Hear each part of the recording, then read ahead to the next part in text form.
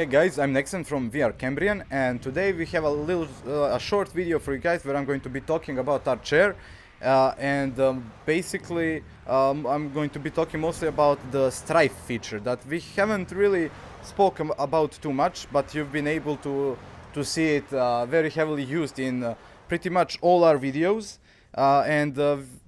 we have recently, I've recently tried of course you've heard about them, the Catwalk VR locomotion device, and the one of the things that struck out to me was that I wasn't able to strafe, which some of you might say you rarely strafe in real life, and I mean that technically is true, but you still do.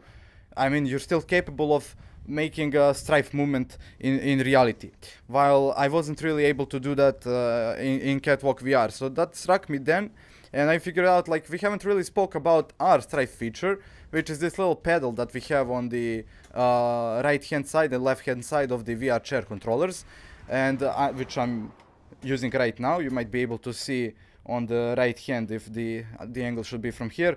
You probably can see. So I can even use the same pedal for both left and right, if in case I want to use just one of my arms and the other for aiming with a one-shot controller. So yeah. Some of you might be wondering why Strife so detrimental to FPS games and pretty much any games in general. Well, maybe this might not be the best example, but like I wanted to show you, like I'm going to fly up to the clouds just to demonstrate what I can do in with VR chair in Megaton Rainfall. I'm just gonna find a pretty cloud, like for example this cloud formation over here. As you can see, this cloud formation, like I can circle around the cloud formation while using my Strife, and I'm keeping this cloud always facing my front view. So because I'm strafing while rotating around the cloud using my body and the rotation feature of the chair, I'm always keeping that cloud in the center of my view. So you can imagine if I was playing a shooter game, for an example, where I was shooting enemies, like I'm going to be doing in just a moment when we fly to a mission where I'm gonna try and kill a few aliens. Sometimes you have to track enemies, or you have to do maneuvers where they can't hit you. For example, I can drop down besides this building right here, and if I was shooting someone over there, I could peek, shoot, and then run back into the cover. Like this, you see. I wasn't really able to do that in Catwalk VR, I have to say. It was pretty surprising, to be honest. I was playing, I think it was Arizona Sunshine, which is a fine game for VR, of course, but without the Strife feature, it was pretty hard to actually enjoy the game.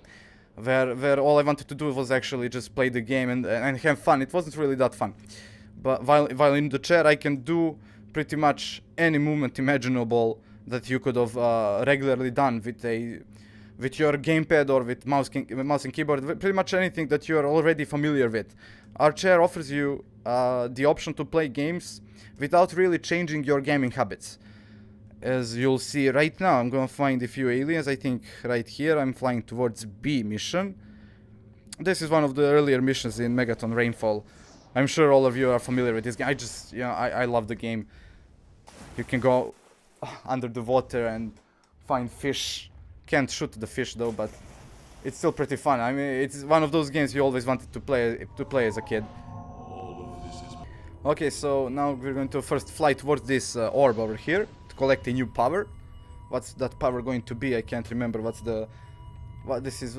I'm not even sure what mission this is. I haven't played the Megaton in a while. Okay, paralyze. Yeah, we'll now be able to pause time. Okay, so he's finished talking. I've collected the new power. I'm floating around these clouds, which is just great. I mean, didn't you always want to experience this, like just flying around clouds, seeing the sunset over and over? Okay, so should we go? Yeah, we're supposed to go to M2. I think that's the second mission, so we just picked up our power to paralyze time, and we're going to test it out right about now when we fly towards it on the other planet, other side of the planet, of course. Okay, so we are almost there. It's located on the M2 is somewhere on the west coast of the United States, so that's fun. So where are some enemies? I feel like I feel like saving cities and all that fun stuff. Okay, so here they are, somewhere behind us. All right, there it is. What sort of enemy is this? Okay, so it has the red light on the bottom side. Those are easy to deal with. Another one over here. We just kill him before he destroys the cars.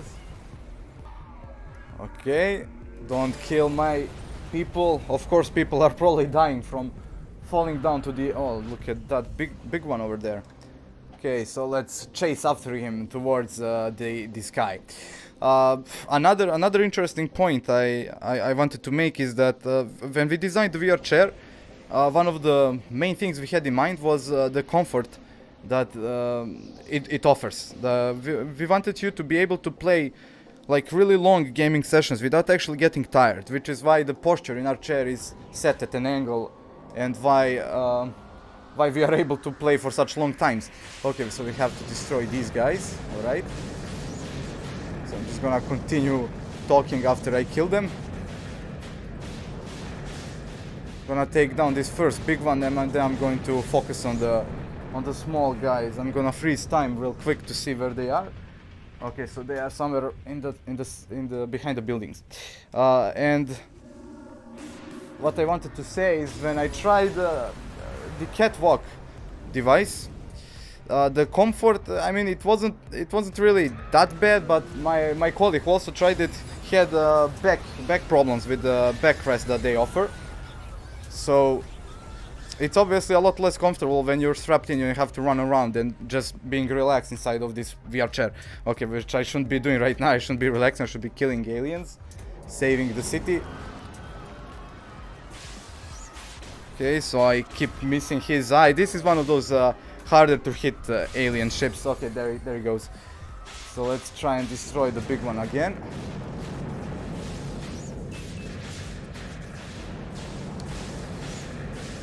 So we each had a go for about 10 minutes of playing with Catwalk VR, and well, I'm the younger one, so I didn't get as tired as he did, but you do get a little bit sweaty in the Catwalk device, which doesn't really occur with the VR chair. This is pretty relaxing. Okay, so let's destroy the alien motherships. These are the motherships, right?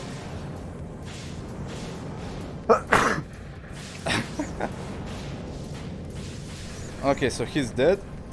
We have a few more over here, trying to not destroy all the buildings. I might not be the greatest Megaton player in the world, but I'm trying my best.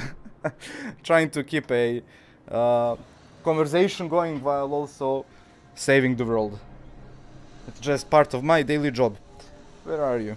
These ones are really hard to kill, so I just let them fall down towards the ground, because you can't really shoot them while they're falling. At least I never managed to.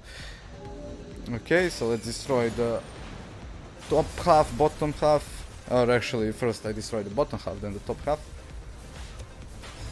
Okay, so there's the other part of you. Which side of the building are you coming out of? Oh, he's already like destroyed 10 buildings, but not for long. Okay, so we have another one coming here. See, I'm strafing right now. This is why strafe is important. Also reversing, like I forgot to mention that as well. Apparently you can go backwards with the Catwalk VR, but it's a bit clumsy. It doesn't really work all the time.